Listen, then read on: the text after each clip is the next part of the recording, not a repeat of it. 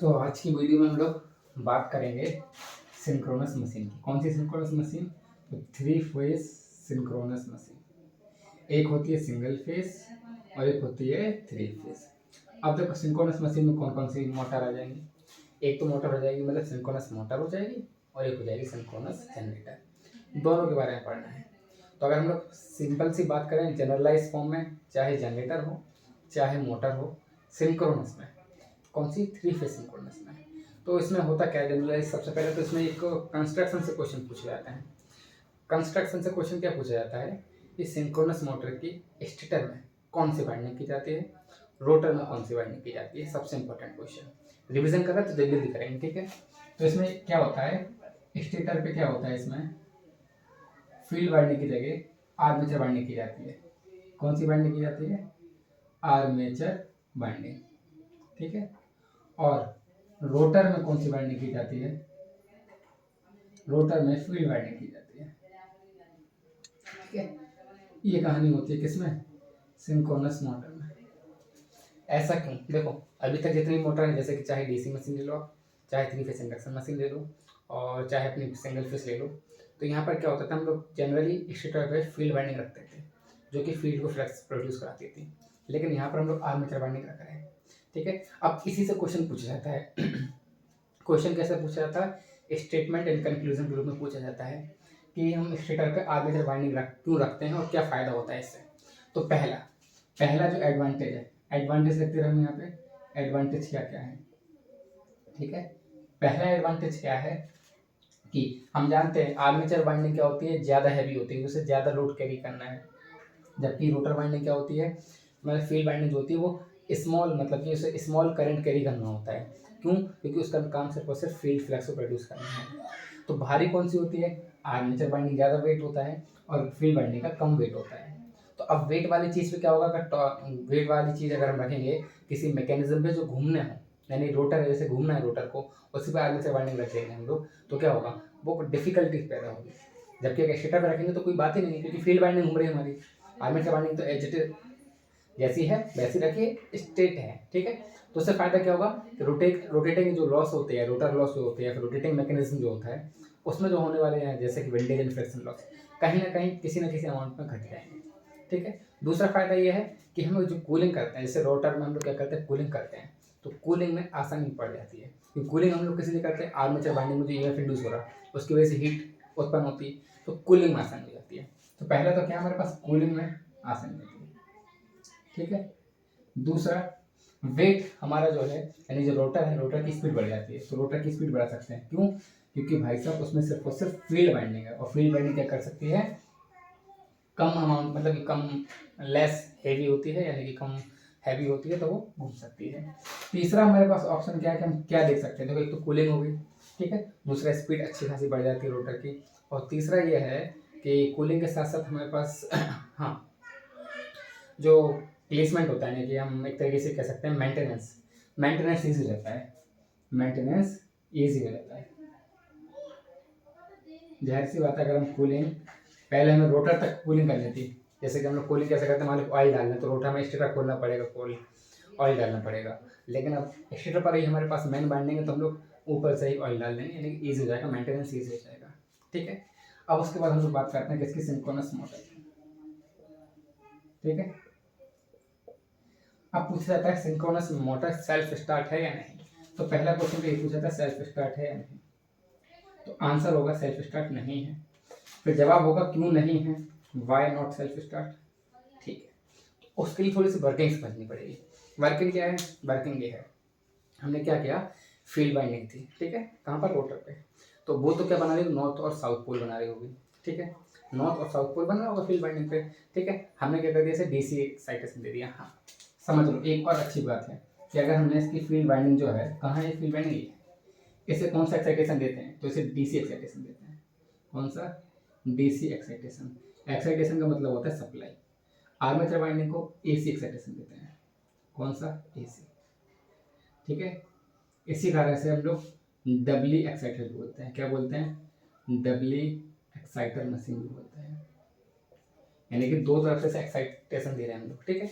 अब होता क्या है, यहाँ पे डीसी एक्साइटेशन मान लो कि हमने दे दिया, ठीक है, स्टेटर पे। अब नॉर्थ और साउथ पोल क्रिएट हो गए।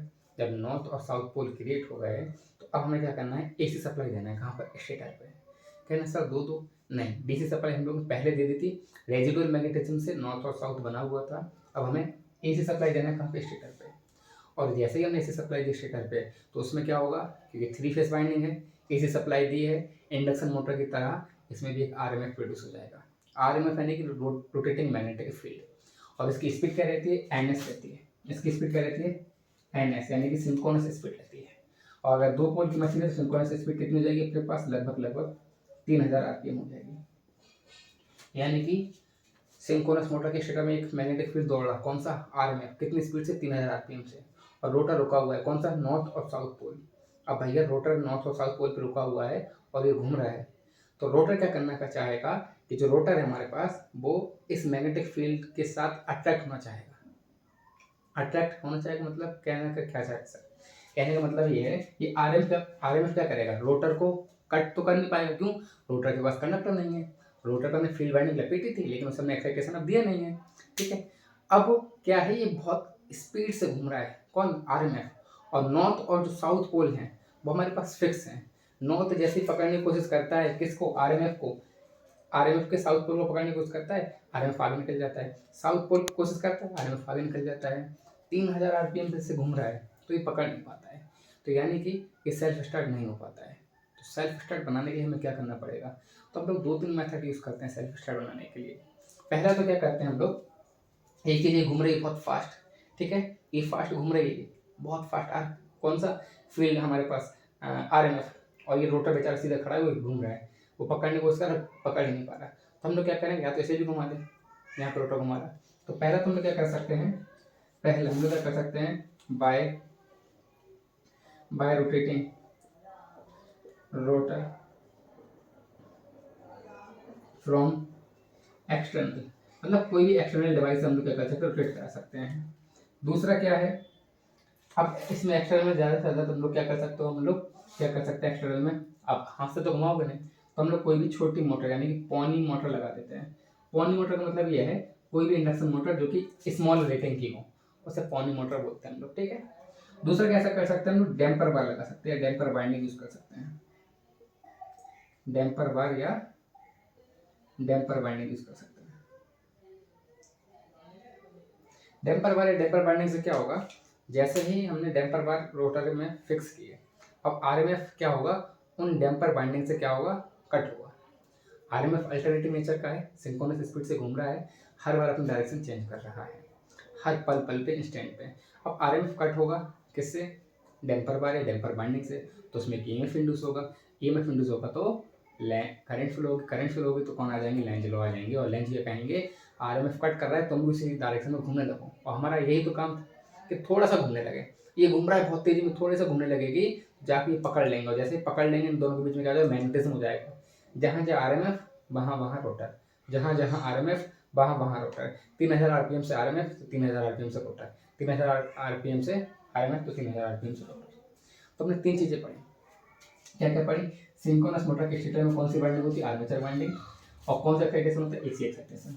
रोटर में होती है फील्ड वाइंडिंग, कौन सा एक्साइटेशन, डीसी एक्साइटेशन। इसी कारण से डबली एक्साइटेड मशीन बोलते हैं। दूसरी बात करी, आर्मेचर वाइंडिंग स्टेटर पे क्यों करते हैं, और रोटर वाइंडिंग फील्ड वाइंडिंग पे, रोटर पे फील्ड वाइंडिंग क्यों करते हैं। एडवांटेज है, कूलिंग में आसानी होती है, रोटर की स्पीड इंक्रीज हो जाती है, साथ ही साथ मेंटेनेंस जो है हमारे पास अच्छा खासा, मतलब मेंटेनेंस ईजी हो जाता है हमारे पास। दूसरी बात, सिंक्रोनस मोटर सेल्फ स्टार्ट क्यों नहीं है, सिंक्रोनस मोटर सेल्फ स्टार्ट इसलिए नहीं है क्योंकि जो आरएमएफ है वो हाई स्पीड का रहता है, और जो रोटर के जो हमारे पास पोल्स हैं वो उसके साथ इंक्लाइन यानी मैग्नेटिक कपलिंग नहीं कर पाते हैं, इसी कारण हमारे पास ये सेल्फ स्टार्ट नहीं है। अच्छा, सेल्फ स्टार्ट बनाने के लिए क्या करना पड़ेगा, तो सेल्फ स्टार्ट बनाने के लिए आपको या तो किसी एक्सटर्नल फील्ड से घुमा दो, यानी कि पॉनी मोटर से, या फिर इसमें डैम्पर पर लगा दो। तो ये हमारे पास एक तीन चीजें थी जो कि अभी तक हमने पढ़ी है। ठीक है, इसके बाद हम लोग सीधे आ जाएंगे टाइप ऑफ रोटर में। ठीक है, टाइप ऑफ रोटर, हाँ, यहाँ पे 2 प्रकार के रोटर होते हैं। पहला होता है हमारे पास सैलिएंट टाइप, ठीक है, और दूसरा होता है सिलेंड्रिकल टाइप। ठीक है, एक सैलिएंट टाइप और सिलेंड्रिकल। इन दोनों में डिफरेंस पूछा जाता है। यहाँ से एक ना एक क्वेश्चन आता है, मोस्टली मतलब मोस्ट प्रोबेबिलिटी है एक क्वेश्चन आता है। सैलिएंट देखो इस प्रकार से बनता है, सैलिएंट बता दे रहे हैं सैलिएंट किस प्रकार से बनता है। ये सैलिएंट बना है अपना, ठीक है, ये सैलिएंट है और सिलेंड्रिकल ये है, ठीक, ये सिलेंड्रिकल है मान लो।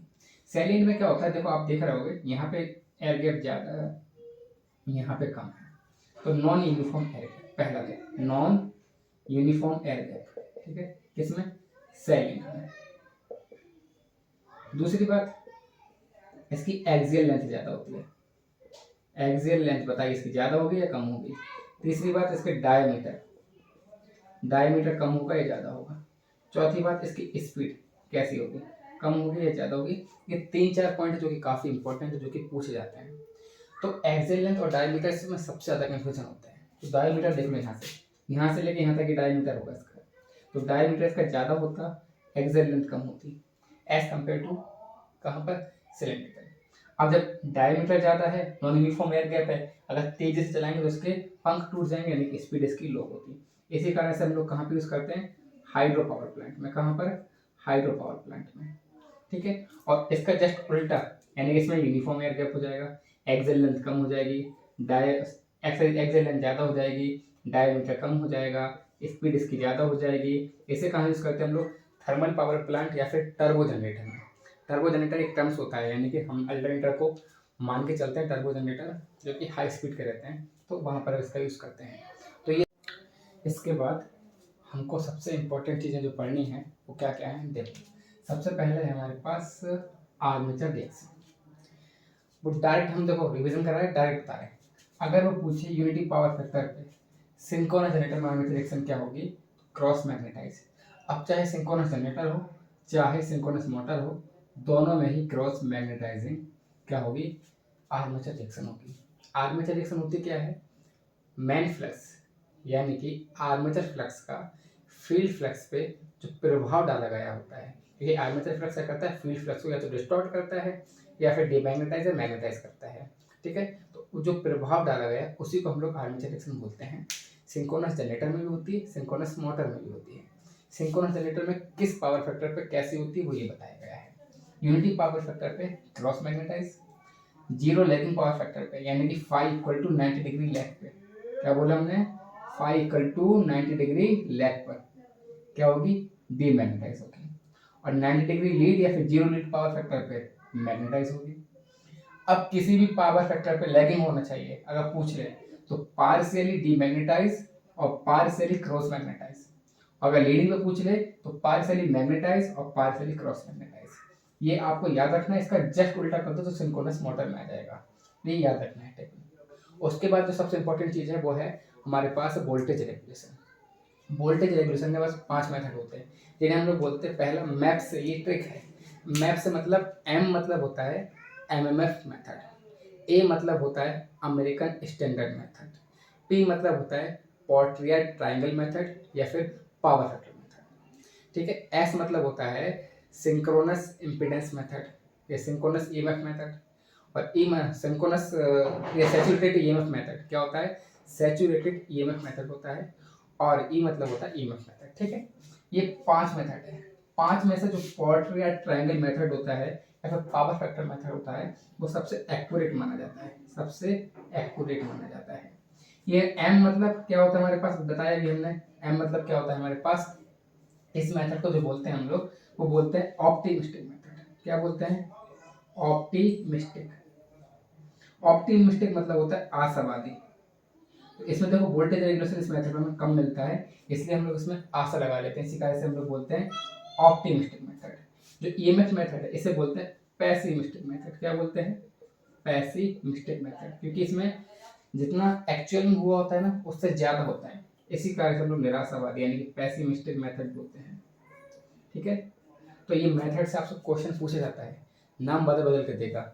सबसे ज़्यादा कंफ्यूजन होती है यहाँ पर पोर्ट्रियर ट्रायंगल मेथड या फिर पावर फैक्टर मेथड में, तो ये पी बोलते हैं सबसे एक्यूरेट देता है। कभी कभी आपको रेंज देगा, रेंज कैसे देगा, मान लो उसने दिया 5%, 7%, 9%, 12% और 15%, तो बताएगा इसमें से बताओ एमएफ मेथड में कौन सी वैल्यू होगी, तो एमएफ मेथड सबसे कम वाली वैल्यू देता है। उसके बाद अमेरिकन स्टैंडर्ड मेथड फिर पोर्ट्रेट ट्रायंगल मेथड, फिर एस सिंक्रोनस इम्पीडेंस मेथड, फिर ईएमएफ मेथड। इसमें क्या होता है, देखो हमने रेंज लिखी है, अगर 10 दिया है, 12 दिया है, 14 दिया है, 14.5 और 16, तो जो बेस्ट एक्यूरेट मेथड होगा वही 14 वाला होगा। एमएफ कौन सा देगा, सबसे कम वाला, और पेसिमिस्टिक सबसे ज़्यादा वाला देगा। ठीक है, जैसे ही यहाँ से फिर होते, फिर हम लोग बात करते हैं पावर की, कि पावर कैसे डेवलप होती है। तो 3 प्रकार की पावर डेवलप होती हैं। पहली होती है एक्टिव पावर। एक्टिव पावर का फॉर्मूला P बराबर EV/x sign del. Power system में रखते हुए आ रहे होगे, अगर मैक्सिमम चाहिए तो डेल की वैल्यू 90 रख दो, तो मैक्सिमम एक्टिव पावर किसकी, सिंक्रोनस मोटर की, EV/x होती है। लेकिन रिएक्टिव पावर पूछ ली, तो रिएक्टिव पावर क्या होती है, Q बराबर EV/x cos डेल माइनस के VA²/XS, ये रिएक्टिव पावर होती है। एक और पावर होती है रिलक्टेंस पावर की, ये सिर्फ और सिर्फ कौन से रोटर में होती है, ये सिर्फ और सिर्फ हमारे पास होती है सैलिएंट में। इसमें सैलिएंट टाइप रोटर में, क्योंकि वहां पर क्या होता है, नॉन यूनिफॉर्म एयर गैप होता है, और जो रिलक्टेंस का कॉन्सेप्ट निकलता है ना, वो सिर्फ और सिर्फ नॉन यूनिफॉर्म जगह ही निकलता है। नॉन यूनिफॉर्म जगह क्या होता है, एक जगह रिलक्टेंस ज़्यादा होता है एयर गैप की वजह से, और एक जगह रिलक्टेंस कम होता है, तो वहां पर एक टॉर्क लगता है, जिस टॉर्क के कारण एक पावर जनरेट होती है, इसे बोलते हैं रिलक्टेंस पावर। रिलक्टेंस पावर का फॉर्मूला क्या होता है, V²/2 ब्रैकेट में 1/x³ minus 1/xd sign 2 del. अब ये x³ और xd क्या है, एक्चुअली क्या होता है, जब हम लोग एमएफ सॉरी जो हमारे पास नॉर्थ और साउथ पोल से हमारे पास फील्ड फ्लक्स रहता है उसका, और जो आर्मेचर फ्लक्स है उसका एक्सेस हम लोग चेक करते हैं, एक काल्पनिक एक्सेस मान लेते हैं। तो एक्स क्यू क्या होता है, जिस जिस जगह पर क्या है, हमारा जो आर्मेचर फ्लक्स है वो क्या है, पैरेलल है, और एक्स डी क्या है, जिसमें फील्ड फ्लक्स क्या है उसके पैरेलल है। फिर से हमने क्या बोला, एक्स क्यू इसे बोलते हैं क्वाड्रिलेटरल रिएक्टेंस। एक्स डी इसे बोलते हैं हम लोग डायरेक्ट रिएक्टेंस। अब करेंगे डायरेक्ट रिएक्टेंस और क्वाड्रिलेटरल रिएक्टेंस का मतलब क्या है। फील्ड फ्लक्स जिस रिएक्टेंस के पैरेलल है उसे बोलते हैं डायरेक्ट रिएक्टेंस, यानी कि एक्स डी, देखो मेरे हाथ देखो, एक्स डी ये सीधा जा रहा है फील्ड फ्लक्स के, और फील्ड फ्लक्स से जो पैरेलल रिएक्टेंस है, एक लाइन मान के चलते हैं, फील्ड फ्लक्स ये है, इसके पैरेलल उसे बोलते हैं एक्स क्यू। तो एक्स डी और एक्स क्यू पूछेगा, एक्स डी के ज़्यादा होता है या एक्स क्यू ज़्यादा होता है, तो एक्स डी ज़्यादा होता एक्स क्यू की तुलना में, एक्स डी ज़्यादा होता एक्स क्यू की तुलना में। तो यहाँ से हमें रिलक्टेंस पावर मिलती है। कभी कभी वो पूछ लेता है सीधे से वर्ड में कि बताइए हमारे पास सैलिएंट टाइप रोटर में कितनी टोटल एक्टिव पावर मिलेगी। तो देखो एक तो टोटल एक्टिव पावर ये थी, प्लस सैलिएंट टाइप का अगर रोटर है तो उसमें एक पावर भी ऐड हो जाएगी। तो टोटल अगर पूछे तो इसको प्लस इसको जोड़ कर हमें लिखना है। दूसरा क्वेश्चन यहाँ से पूछता है कि अगर रिलक्टेंस पावर को आपको मैक्सिमम चाहिए है तो डेल का वैल्यू कितना रखेंगे। सब लोग डेल का वैल्यू 90 डिग्री मानते हैं, लेकिन गौर से ध्यान करो उसने रिलक्टेंस पावर के लिए पूछा है, और रिलक्टेंस पावर के लिए साइन 2 डेल होता है, यानी कि डेल की वैल्यू 45, तभी रिलक्टेंस पावर हमारे पास मैक्सिमम होगी। ठीक है।